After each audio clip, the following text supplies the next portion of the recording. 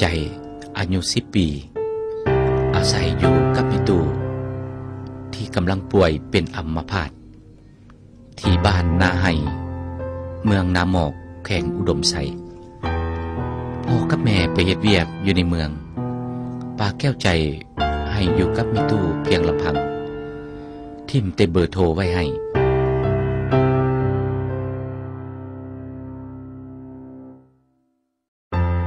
เวลาผ่านไปอาการของมิตูยิ่งสุดโทรมหนักลงเรื่อยๆแก้วใจผู้น่าสงสารต้องอาศัยเพื่อนบ้านหรือคนกายทางช่วยเหลือ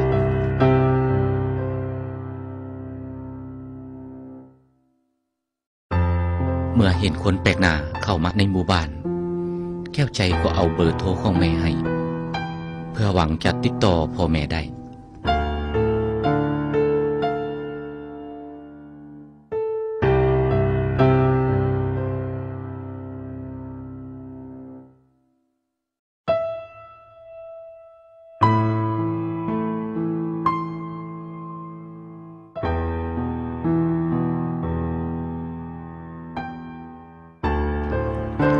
แก้วใจ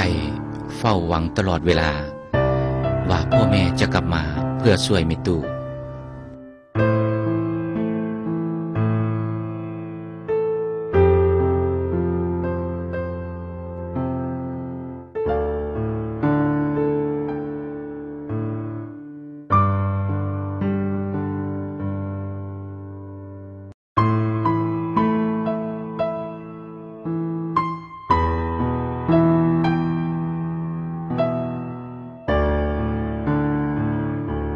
และแล้ว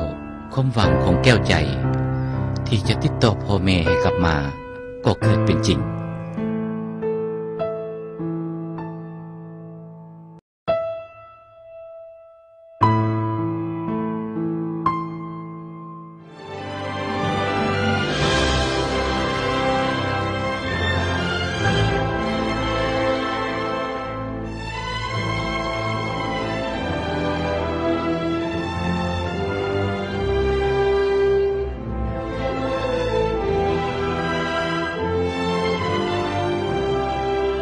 ยูนิเทลให้ชีวิตที่สดใส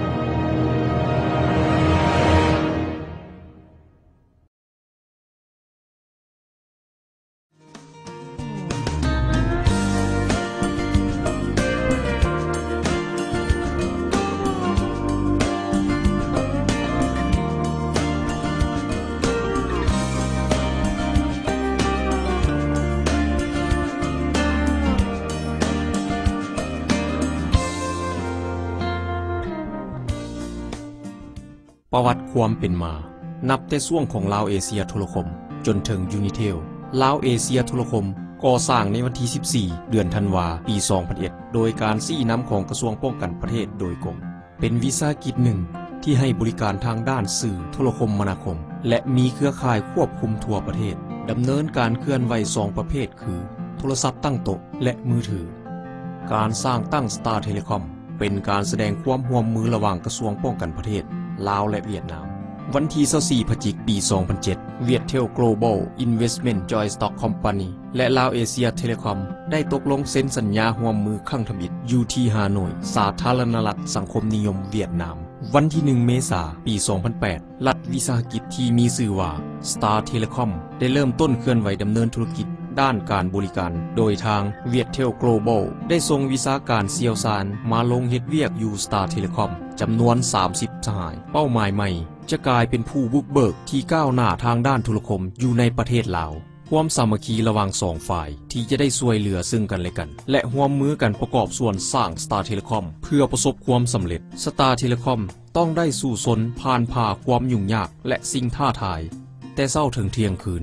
ทุกๆคนในบริษัทเฮ็ดเวียกหนักเพื่อการพัฒนาของ Star Telecom ระยะเวลาของการดำเนินงานในเบื้องต้นรวมมูลค่าการลงทุน$83 ล้านได้ขยายเสาสัญญาณ BTS จำนวน900เสาและสายออปติก 8,000 กิโลเมตรทั่วประเทศและรองรับผู้สมใช้ได้ถึง1 ล้านเลขหมายภายในเดือนตุลาปี 2009และติดตั้งศูนย์บริการตัวแทนจำหน่ายจุดขายทั่วประเทศหลังจากได้พัฒนา Star Telecom ได้เปิดตัวเครื่องหมายการค้าที่มีชื่อว่า Unitel ผลิตภัณฑ์ของบริษัท Unitel มีคือ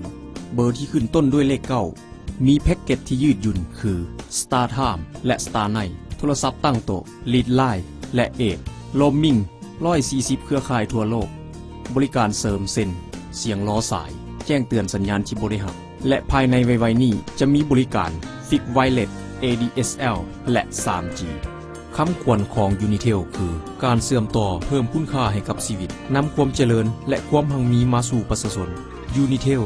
จะเป็นผู้มีส่วนร่วมรับผิดชอบต่อสังคมเสมอบริษัทก็ยังจะประกอบส่วนกับเวียกงานทางด้านการช่วยเหลือสังคมเพื่อลดล้างความทุกข์ยากทางบริษัทก็ให้การบริการลูกค้าในราคาย่อมเยาเครือข่ายสัญญาณก็ควบคุมถึงเขตห่างไกลทุรกันดารเพื่อให้พ่อแม่ประชาชนสามารถนำใช้โทรศัพท์มือถือได้และบริการอื่นๆที่เป็นประโยชน์ปัจจุบันการประกอบส่วนให้รัฐแมน 1.5 พันล้านกีบต่อเดือน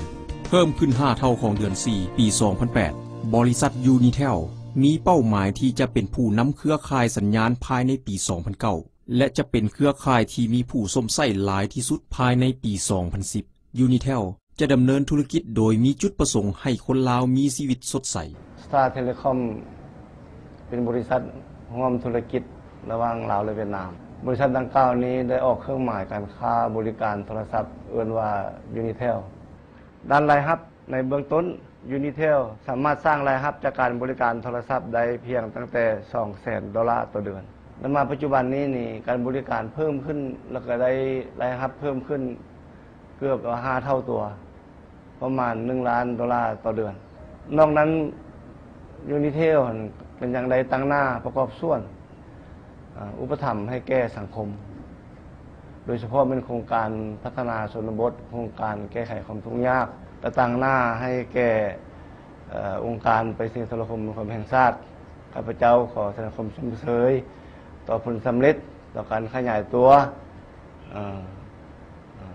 แล้วก็เฮ็ดจังได๋ก็จะได้